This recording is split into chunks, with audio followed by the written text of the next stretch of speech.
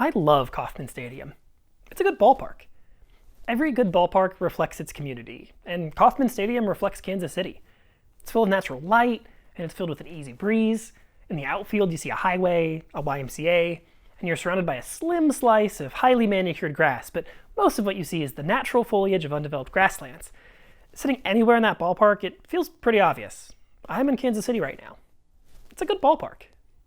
In the 60s, when most cities were choosing to build those awkward multi-use stadiums, Kansas City built two: Arrowhead for football and Kauffman for baseball. And those multi-sport stadiums I mentioned before, yeah, they've gone on to stadium heaven. But our dedicated stadiums? Well, less than 15 years ago, Jackson County completed a $250 million renovation to Kauffman Stadium, adding more entrances, widening concourses, and improving concessions. It's a good ballpark. So naturally, they want to blow it up and build a new one. Wait, what? Why? How did we get here? Who? Huh? Where? What? Bottom text.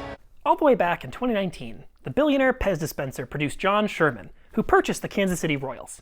In September of 2021, he suggested in a press conference that he was interested in perhaps looking at the possibility of a new downtown stadium. This came as a bit of a shock to the baseball world and to Kansas City, because at the time, the team still had 10 years remaining on their lease at Kauffman Stadium. But from there, the floodgates of speculation were thrown open. For the next year, rumors swirled without a lot of concrete information. Behind closed doors, the ownership group spent much of the first half of 2023 in boardrooms, discussing possibilities with city and county officials, with very little to show for it. After months of meetings, John Sherman finally made a statement in July of 2023, confirming that throughout July, August, and September, they would be releasing information to the public about what they wanted to do with the new stadium, how they wanted to do it, and who would benefit. Then, throughout July, August, and September, nothing happened. No, seriously, they released no new information. I guess the ownership group was more focused on making sure the team was bad enough to lose 100 games.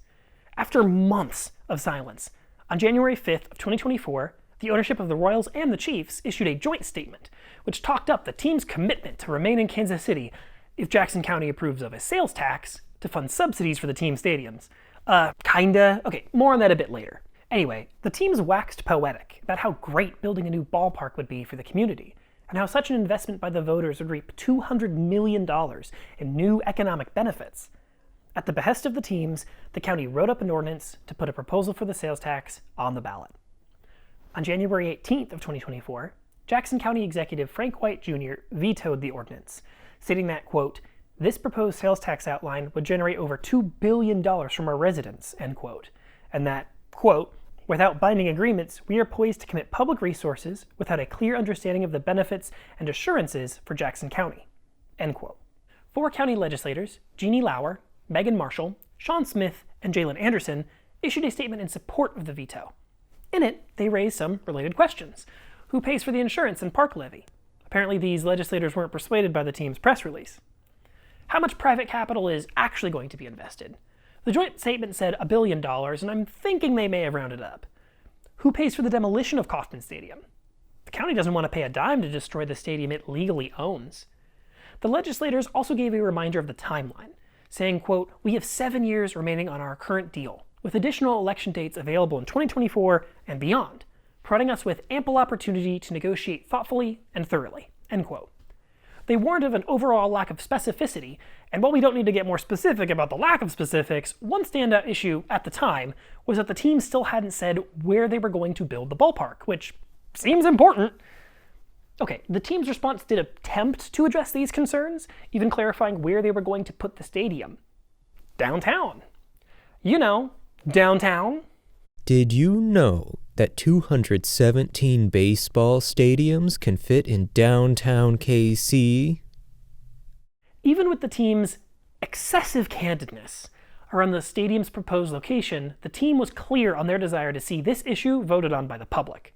So, let's summarize. John Sherman and the ownership group spent months talking with government officials without providing specifics, finally promised in July of 2023 to provide those specifics, seemingly forgot, and then tried to rush something onto a ballot the following January, still without providing the details the people were asking for. And guess what? Still on the ballot. Frank White Jr. and the 4 county legislators who took issue with this plan were overridden by a supermajority. Sorry, did I say 4? I meant 3. I meant 2. Okay. Well, it probably wasn't the statement from the teams that flipped them. But the bottom line is that the proposed sales tax is going to be on the ballot for April 2nd. Kinda. See, stadiums cost hundreds of millions or even billions of dollars, and Kansas City doesn't have that kind of money just sitting around. But the teams have decided that instead of saying, hey, could you give us some money please? They'd rather say, hey, we came up with this totally cool and fun way for you to give us some money. Never mind why. Aren't we helpful? The problem is found in municipal bonds. Municipal bonds are how a city takes out a loan.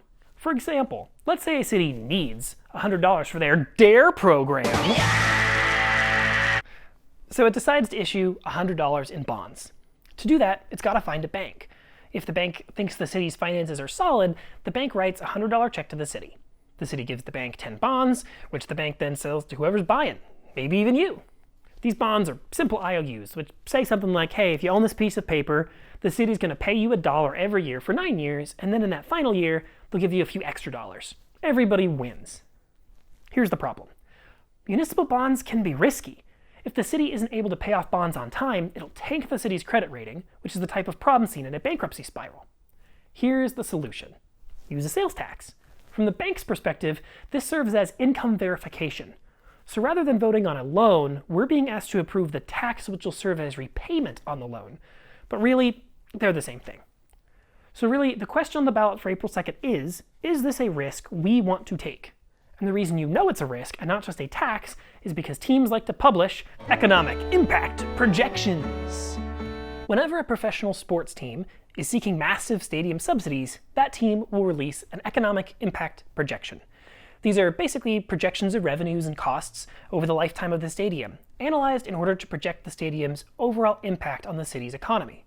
I will be referring to these exclusively as economic impact projections, but their name can vary. You may see some referred to as economic benefits analysis, or economic impact studies, or economic study 0822.pdf. In general, the most important factors to look at in an economic impact projection are costs, cost assumptions, benefits, and benefits assumptions.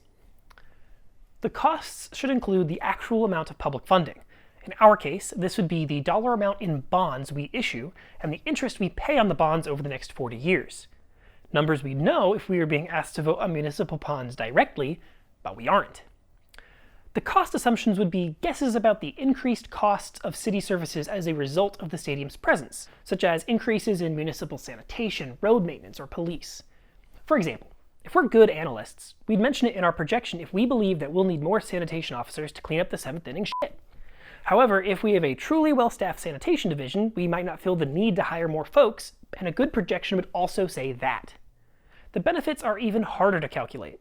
The general idea is to predict how many people will attend games at the new ballpark, and then, crucially, to figure out which of them are bringing new benefit and which are not.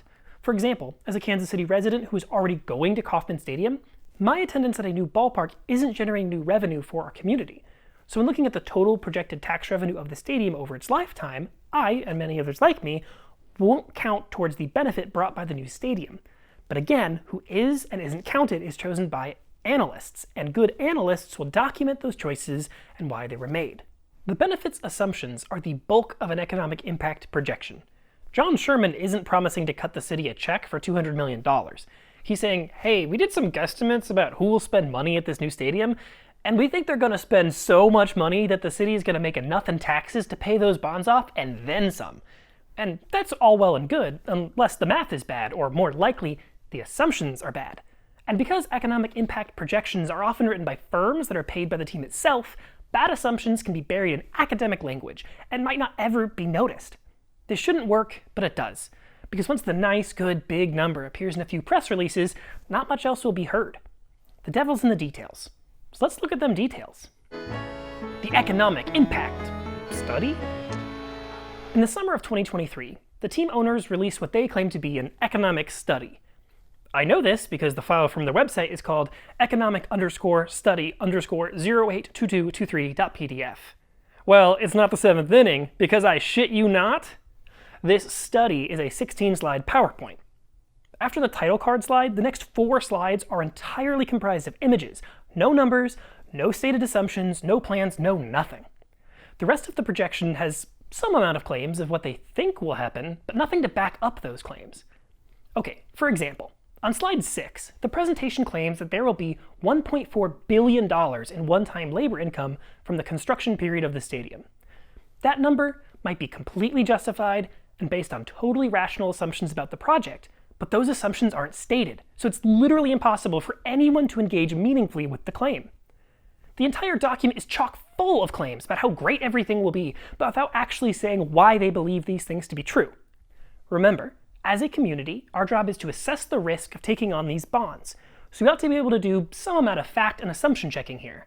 Unfortunately, there's very little room for us to actually assess how accurate we believe these numbers to be. What is here, however, are a bunch of numbers that leave me with more questions than answers. So let's talk about those questions. Let's look at the claim on slide 8 that there will be $117 million in increased economic activity from higher revenue generated by the new game day experience. That's all well and good, but I have to ask, where's that new money coming from? Elsewhere on the same slide, they claim that on top of that $117 million, there will also be $68 million of increased spending from visitors traveling to the game. It stands to reason that they are claiming the $117 million are coming from local attendees of games. And that's a problem. See, people only have so much disposable income. If a new stadium gets built near you, you might decide to go and spend your money there, but for the overwhelming number of people in the city, it's most likely that your money is being pulled from other businesses where you were already spending that money. Maybe John Sherman has a stockpile of cash in his mattress just in case a new entertainment venue gets built near him, but people certainly don't. In other words, sure, locals can spend their money on a local entertainment product like this, but that isn't new money being added to the local economy, so it shouldn't be counted that way. A good economic impact projection wouldn't include local spending as economic benefit to the region, so we can likely throw out that $117 million of benefit. The fact that this projection includes these fans is suspicious. The fact that they do so without admitting directly that's what they're doing? Extremely so. But what about that $68 million number, right? That's a whole lot of cash for the community, isn't it? Well, maybe. It depends. See, not all tourists are created equal. Generally, when a new stadium gets built, it's fair to credit the stadium project with at least some of the money that's spent from out-of-town folks who come to that stadium. The reason it's some and not all is because not every out-of-towner that comes to the ballpark did so because there's a new stadium. There are two types of folks we don't count in this case: casuals and time switchers. First, casuals. There are some people that might be in town for unrelated reasons and simply decide to catch a game, and if there wasn't a baseball game, they would have found some other entertainment in the city to spend their money on, like at Flores Portable Toilets. Now that's entertainment. In economic circles, these folks are called casuals. Second, time switchers. These are also folks who may already be planning to come to Kansas City, but decide to slightly reschedule their trip to catch a game. These folks were already planning to spend money on hotels, rental cars, and other entertainment in the city, like watching Elwyn Wizard towing assistants tow their rental car, or their hotel room. People who only just how and when they spend their money within the city are generally called time switchers. In both of these cases, these fans aren't generating new value for the community as a result of the new stadium, so they shouldn't be counted that way.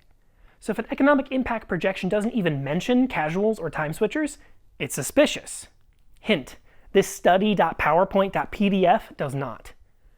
And on top of all of this, both numbers on this slide claim to be the benefits from the first season of a new ballpark, but it is well established that attendance increases from new venues are always lost after several years, once the excitement of the new sales tax, ballpark, wears off. So choosing to select the benefits we'd see in the first season and not showing the benefits we'd see in an average season is suspicious. Now, you might be thinking, hey, wait a second, unnamed narrator. If we can't count the money spent at the stadium as benefiting the community, what can we count? That's a great question. Generally speaking, the best way to help a local economy is to employ people who live there, especially with high-paying jobs. Okay, so jobs. Has John Sherman indicated he's going to provide employment to folks? Well, on slide 7, he claimed that the new stadium will bring 600 new jobs to the greater Kansas City area. Imagine that! 600 new full-time jobs for folks as a result of this new... Oh, wait a second. It says there will be 600 new full, part-time, and temporary jobs. Just how temporary are we talking here? Oh, they don't say. Well, okay, all right. Still, employing 600 new people is a really big commitment from the owners, and definitely seems like it's something we can measurably hold them accountable to. Oh, wait, they're just saying that there will be 600 new jobs from hotel stays. Oh, so the owners aren't committing to anything. They're just saying, hey, more people will probably come to the city for these games, so more hotel companies will probably need more employees. But that's nothing. We just talked about how time switchers and casuals work. The same principle applies here. Not to mention there are already hotels that provide rooms for folks visiting Kauffman Stadium, so those jobs already exist. They're not new jobs. At most, the existing jobs would just migrate downtown. But even assuming these are new jobs, they're not exactly high-paying jobs either. The owner's throwing 600 jobs onto a PowerPoint without actually making a commitment to employ people, and without any reason to think those jobs would be high-paying jobs, is the definition of fluffing the numbers. That's like reaching the page count for your grade school essay by going to triple spacing using 14-point periods and really expanding those margins. I hope you don't get caught, but it's actually pretty conspicuous and suspicious. And this fluffing of the numbers strategy is part of a larger strategy the owners are employing. The next two slides start to delve more into the suggested ballpark district component of the proposal. They claim that a baseball district will cause new residential, office, retail, and hotel spaces to be created and filled, but there's just no evidence of that. According to a policy analysis of the proposed subsidies for a new Arizona Coyotes arena, conducted by the Grand Canyon Institute, a nonprofit think tank, entertainment venues aren't enough to drive growth of new office and residential spaces. Quote, unlike the Taiwan Semiconductor Manufacturing Company's manufacturing facility being built in North Phoenix that will inject new income streams from sales outside the area, general residence, retail, hotel, and office space are passive that require an external economic force to create the demand to fill them up. End quote. In other words, you need something that is generating new income in the area to actually cause an increase in demand. Building a stadium in downtown Kansas City will not mean that Kansas Cityans have more money in their pockets. So why would they suddenly want to move into expensive downtown apartments? Building a stadium in downtown Kansas City will not mean Kansas City businesses are suddenly inclined to drop more money on having an office nearby the baseball stadium. If that were true, we'd have office buildings springing up all around the current baseball stadium, but the area around Kauffman Stadium is empty, and it's been that way for half a century. Though, maybe the idea is that there are already businesses that would be excited to move to Kansas City if only we had some more fancy office spaces for them to move into. The good news, according to John Sherman, is that he's willing to build them for us. Maybe. But if that were the case, wouldn't developers be doing that already? And here's the trick. They are. Only this time, the developers are masquerading as a baseball team. There's a reason John Sherman is asking for a public subsidy on a $1 billion ballpark, but investing the $1 billion he already has into a ballpark district. They clearly have the money to build the ballpark themselves, but they're putting their money on being developers and asking us to put our money into their baseball team. We build the ballpark, and they build a ballpark district where they are the sole landlord of all the homes, businesses, and offices. Because at the end of the day, ballparks are not sound investments, as they do not generate enough revenue to pay off their cost. They need to be subsidized in order to function, and Mr. Sherman knows that. That's why he's offering to pay for the district, not the ballpark. Because he has seen an opportunity to profit off the land around the stadium without having to shoulder the risk of the stadium itself. The same risk they pass off to us in the form of municipal bonds that our city will shoulder for the next 4 decades. Oh, right, the bonds. The bonds need to get paid off. How are we going to pay off the bonds? Taxes, right? Well, there's good news and there's bad news. The good news is I am sure John Sherman hired the right group of math whizzes with their lab coats and their spreadsheets and their beakers or whatever. And they certainly have projections on the impact on local tax revenues. I'm sure because on several of the slides in their projection, they have cited a source at the bottom of the slide that just says implan. That isn't just a weird way of saying implanting something. Is that anything? No? Okay. Anyway, implan is an actual modeling tool used by professional economists to make projections about how projects, like stadiums, would impact their local economy. So basically they're saying, we took a bunch of assumptions about the economy and our project and fed it into a modeling algorithm that is well respected by economists, and it gave us these great numbers. Don't they look great? By nature, the implan model provided projections about the impact of this project on tax revenues. And that brings us to the bad news. They didn't share those with us. The economic impact projection, study, doesn't even mention the word tax. So will our tax revenues cover the cost of these bonds? To John Sherman, that's not relevant. And there's more they chose not to tell us. Their assumptions. To run a model like implan, you need to have inputs into that model. Things like expected attendance over the life of the stadium, population growth of the metro, or even what area of Kansas City they're considering for their analysis. They had all of this data because it would be impossible to use InPlan without it, but they never told us those assumptions. But by telling us they used InPlan to lead their study and era of professionalism, they've actually admitted that they have a lot of things they aren't telling us, which is suspicious. Like, for example, just copy and paste this slide from the study and find secret hidden plans. At one point, these claims about their alleged ballpark district were in the document, but they failed to completely remove them. But maybe they're not withholding information. Maybe their plans just changed. Good thing they didn't tell us when they thought of it originally. This way, they could change it. And that's kind of the benefit of not telling us the plan. They can change it. Plans change, but votes? Votes are forever. Schrodinger's Heisenberg Uncertainty District. So in lieu of the owners actually telling us some specifics, I looked at existing stadiums and how they fared. And it's real bad, folks, like Madam Web bad. Pretty much every economist agrees that public subsidies for sports franchises do not pay for themselves.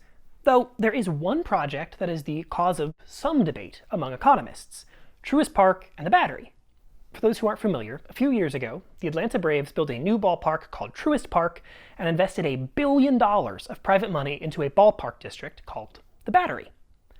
When that project was first proposed, Atlanta locals expressed concern around the project, citing a lot of the same studies we've talked about here. They pointed out the reality that 85% of economists agree that public stadium subsidies should be completely eliminated, not reduced, not reformed, eliminated by municipalities. This is so universally reviled that when I reached out to Dr. Ian Hudson to get a copy of his study for my research, he volunteered, completely unprompted, that this was an issue where all, quote, economists almost unanimously agree.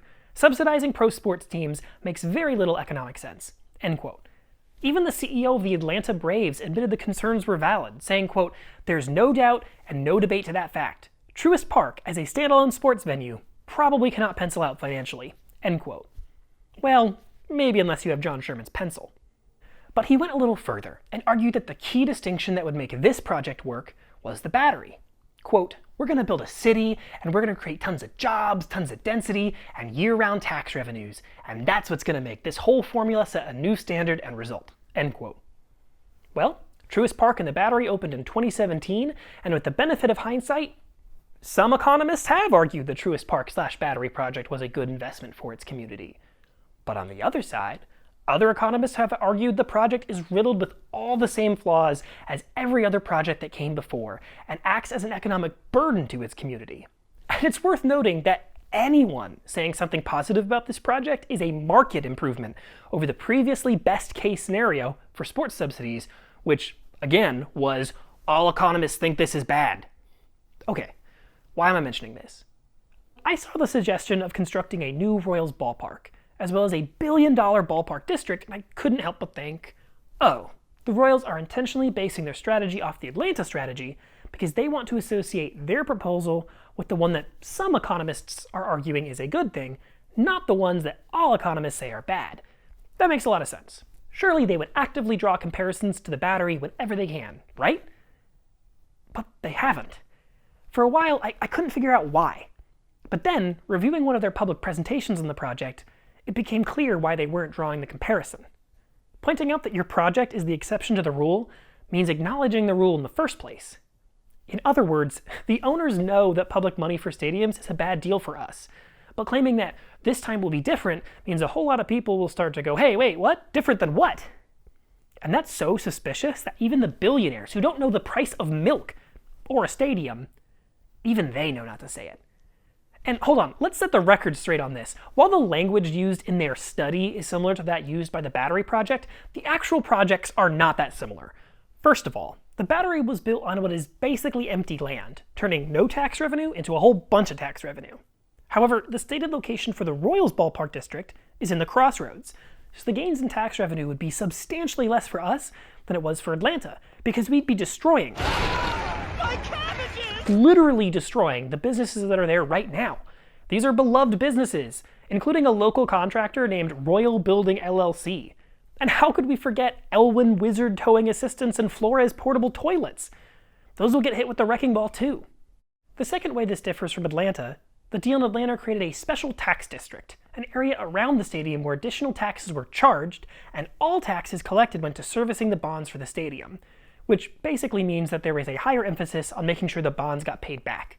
Perhaps John Sherman is proposing such a strategy, but he hasn't said that. So no, he's not, because that's what proposing means. Ask any married couple. Oh, for my younger audience who might not know, marriage was a thing that happened in the mid-20th century when housing was affordable. But most importantly in this whole situation, we don't actually know if the battery was good for Atlanta. There is hearty disagreement among economists. This is the only case where any economist has said a sports subsidy was a good idea, and it's very different from this situation. It's a bad comparison. One theme you might have noticed me saying a lot in this video is, well, they haven't said anything. And maybe your response to that is, you're being unfair. Just because they haven't made explicit claims about the stadium, that doesn't mean the stadium will actually be good for the community. Well, I might be open to that argument, if they hadn't already admitted they agreed with me. Before the owners publicly selected a location, they said, quote, "It's too early to discuss specifics," end quote, about their commitments to the community. Yet they were already asking for our money. And that really sums it up to me. It's too early for John Sherman to talk about the benefits for Kansas City, but he does need you to vote to give him $1 billion right now. It's not too early for that. Will benefit later, according to some. And let's not forget that this was brought up when this thing was first vetoed. There are still 7 years left on the current deal. We're not in any hurry, unless you listen to the owners and their economic impact studyists that often describe subsidies as coming out of a magic portal. They seem to be in a hurry. That's suspicious, you know? No, that's telling.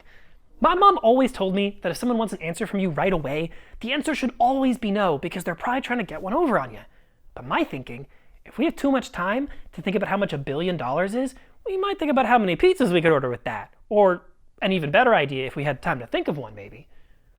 Look, the teams are saying we should vote to extend a tax of 3/8 of a cent. If this deal resembles those in other cities, this tax, over the next 40 years, will pay off the bonds we use to pay for the stadium now. And while this tax of 3/8 of a cent might not sound like much, according to Frank White Jr.'s veto statement, over the term of the extension, it adds up to $2 billion. That's about $70 per Jackson County resident every year for 40 years. That's why the owners want it. But if we didn't give it to them, what would we do with it? Well, we could keep the 3/8 cent tax in place, but devote that money to other things in the community, providing better services, improving our roadways and public transit, providing better mental health services, investing in social housing to keep rents more manageable, improving our libraries or funding our schools. And this doesn't even consider the opportunity cost of the land we're allocating. What if we built something else on the land the owners want? Maybe we could build a mass transit system in Kansas City with this money and build the downtown station on this land. We could also cancel the tax altogether, keep money in our pockets, and our local businesses safe from wrecking balls and TNT. But those opportunities are never brought up as things we're saying no to. If we want to run our city effectively, we must consider these things. John Sherman does not. But you know who does? Economists. Economists have been clear on this point. Public subsidies for professional sports are universally and unambiguously bad economic investments for their community.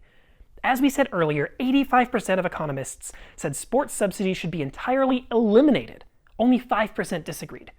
Another survey asked economists if the investment of public funds into sports subsidies likely results in a negative return on investment, and 80% of economists agreed. Only 3% disagreed. And I don't know about you, but I think it's interesting that the study asked about return on investment at all. Because government spending doesn't need to always have a profitable return on investment. The government doesn't raise revenues by building the roads. It doesn't sell tickets for your kids to play at the playground. It simply does these things for the common good. That's what government's for. Maybe a better way to think of spending like this is less as an investment in a business and more like the construction of a new park or a new library branch, where the thought is less about, will this bring in more money than it costs, and more about, is this the most benefit we can get for $2 billion? My answer is no, but that's up to all of us. That's why we vote on it. But before you cast that vote, it's worth remembering why we talked so much about economics. We've been told the stadium would pay for itself, but it won't. If they thought it would be profitable, they just build it themselves and keep the profit. But they won't, because it's just not profitable without us subsidizing it. It's not profitable without us. It's only profitable when we shoulder the losses. And while you're in the ballot box, it's also worth remembering that a billionaire is asking us for a fuck ton of public money for his private portfolio, and he's willing to scare us and trick us into saying yes. That's what's happening here. We've been told that if we give them this money, they will renew their commitment to staying in Kansas City. In other words, give us this money or we leave. But they've also admitted they have the money to do it themselves. This is not a public-private partnership. Do not call it that, because this is not a partnership at all. This is a shakedown. We're not in a hurry, but they're trying to rush this thing through. And if we cave, if we let ourselves get rushed into giving this robber baron $1 billion or $2 billion, and the Royals play in a shiny new stadium for 20 years, or 10, or 5, then I'll ask for more. Where is the "I won't demand more public funds against" clause? There isn't one, because there is no binding contract we're voting on. We're voting on giving him money. And this is not a rhetorical device. This is not hypothetical. No, this has already happened. The owners have asked for bonds to finance Kauffman Stadium on 2 separate occasions, both in 1973 and as recently as 2010 when the most recent renovations were completed.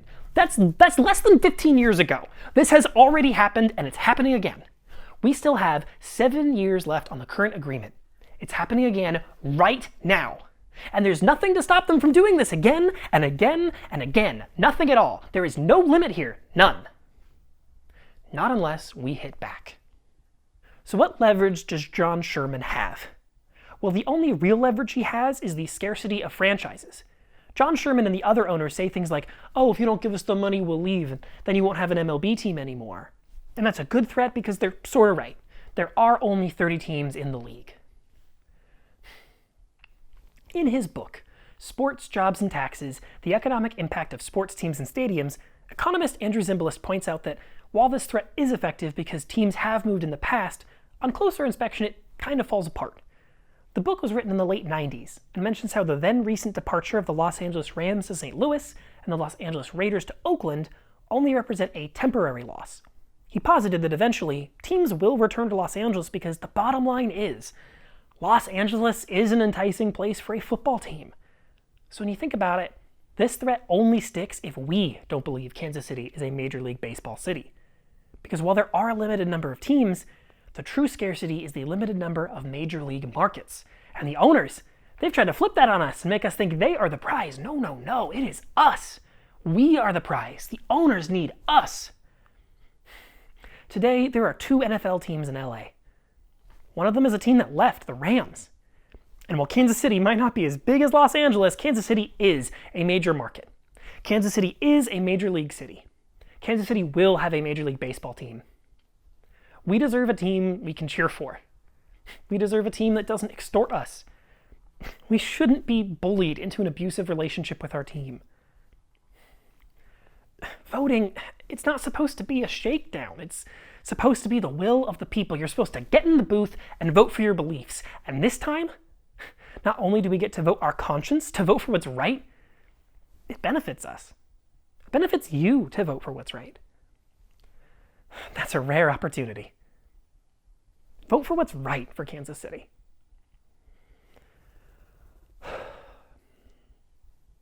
It's a good ballpark.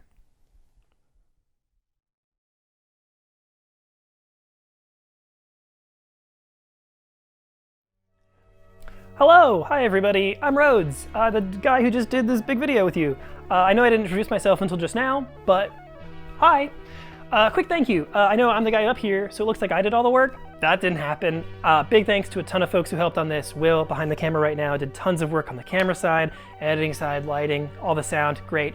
Joseph did excellent work on the revising of this script. My first draft, woohoo!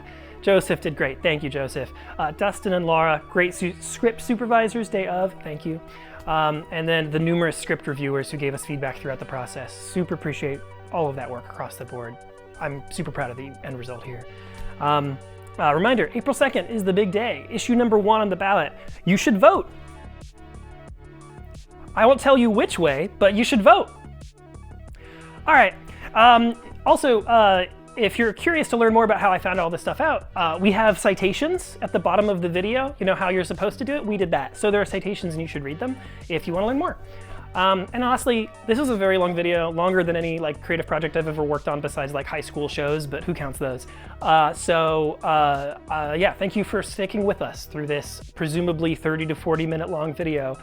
I know you're looking at the timestamp right now, and I hope I'm close. So thanks everybody for watching, and I hope to never see you guys again, because this is it. This is too much work. I'm done. This was fun, but I'm done. Fuck. All right, oops, bye.